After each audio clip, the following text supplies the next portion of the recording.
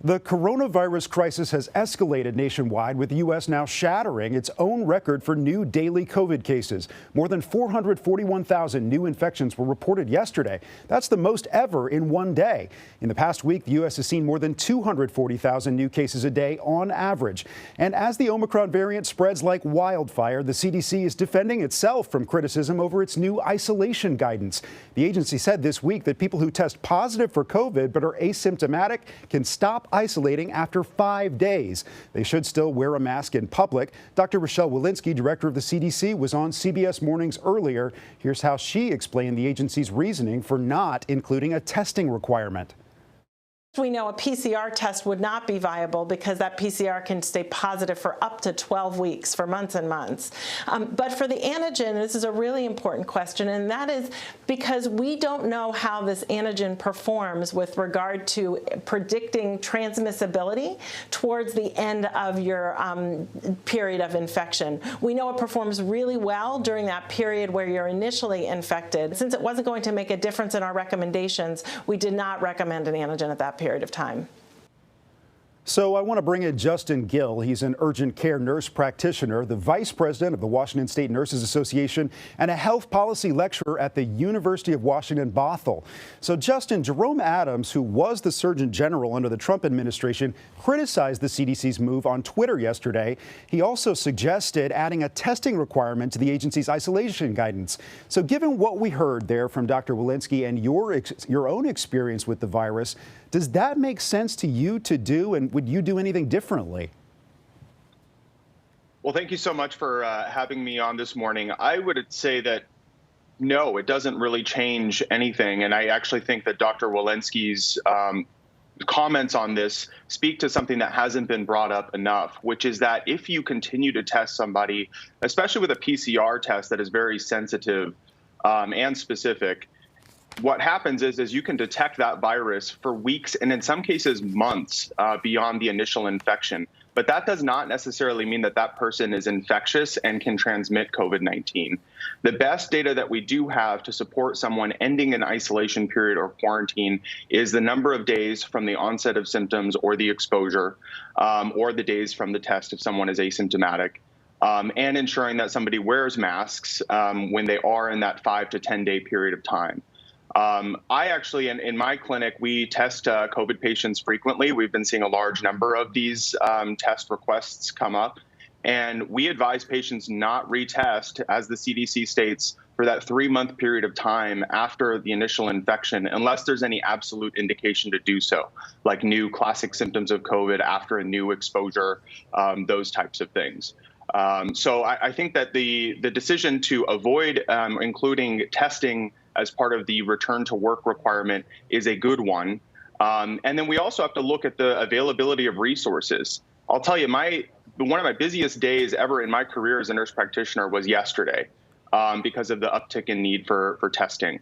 And when we look at the resources from staffing, from nurses, physicians, any other allied health professionals, as well as the availability of test kits and lab resources, if we have a test that's not going to really change our management after someone's finished that quarantine period and we have limited resources, it really kind of weakens that argument to include testing as a requirement to return back. Justin, you mentioned how busy it was yesterday with people looking to get tested. I want to ask you, because we've heard that it takes a while sometimes for folks to get the PCR results back. So we've heard about waits as long as 5 days, even longer in some cases. So what are you seeing where you are?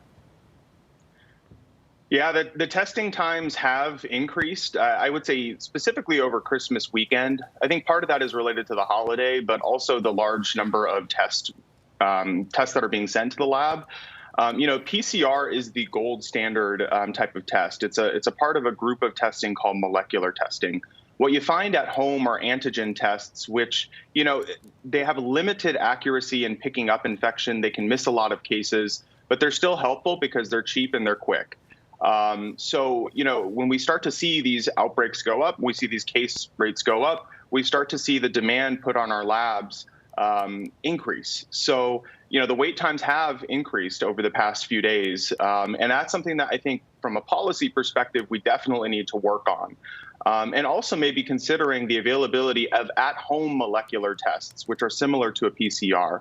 There are a few that have FDA emergency use authorization that are available, but they're extremely expensive and not really feasible for most people. So looking at the availability of molecular, non-antigen, somewhat PCR quality tests that are available for people to use at home may also be another strategy to help lessen that burden. I want to drill into those at-home antigen tests or rapid tests a little bit more, because early data from the NIH shows that those tests might not detect the Omicron variant as well as they do other variants. So can you explain for us why is that? And does that mean that antigen tests aren't going to be as reliable going forward? Yeah, I think that's a great question. And actually, that's exactly the type of question I get from the patients I see. The antigen tests, what they look for is something that's different from a lot of those more accurate PCR tests. So the antigen is looking at specifics of the protein on the outside of the virus. It's not looking at the genetic material of the virus itself.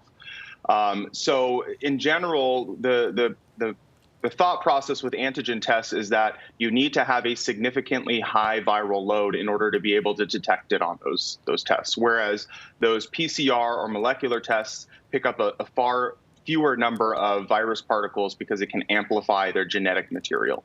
Now, that's not to say that these tests are useless. They have their role in our society today, especially when people need quick testing when they start to develop symptoms. It can miss a lot of cases, but when it does pick up on a COVID positive case, it's usually pretty accurate. And most of the time when we order a PCR test to confirm if someone needs it, it comes back positive as well. So it still provides us value in identifying positive cases when they show up. But certainly enhancing the quality so that it can pick up on more variants is something to look at. Justin, I know you're waiting for the rollout of those new antiviral pills to offer a treatment for COVID-19, but at the same time, we're learning more about how they work. The FDA says that the Pfizer pill, when mixed with other medications, could cause a serious reaction. And we actually asked Pfizer about this. They sent us a statement that says the company believes most healthcare professionals should find any interactions between drugs, quote, manageable due to the low dose of the COVID-19 treatment and because a patient only takes the pill for 5 days. So, Justin, what types of drugs are at issue here, and what should people be aware of before they take this medication? Yeah, another great question. I think this is something that a lot of healthcare providers are going to get when we start prescribing these medications. So what Paxlovid, the new Pfizer pill, does, it has two medications in it. One of the medications inhibits an enzyme in the liver, and people will probably start hearing more about this. It's called CYP3A, which is important for metabolizing other drugs. When you block that enzyme, you can increase or adjust or change the levels of certain drugs that people may be taking. Some of them may be blood pressure medications, some of them may be anxiety medications, cholesterol medications, as well as blood thinners that are commonly prescribed. Sometimes there's no absolute contraindication to taking the medication. It just means you need to have close monitoring for signs of toxicity or close lab monitoring if it's a blood thinner. But this is really where it's important, where you need to have that discussion with your healthcare provider. Your healthcare provider needs to be aware of what medications you're on, and that discussion of that risk benefit based on their individual situation is needed. It really does require that kind of critical thinking from a medical provider and discussion with patients on what to look out for. But it's still, I think, a great option for patients. We really have kind of moved the ball significantly from 2 years ago, or almost 2 years ago. And I think that these new things that are coming out are still signs of positive movement in the right direction. And certainly another powerful tool in your toolbox. Justin, thank you for being with us, and thanks for being on the front lines in Washington State. Thank you.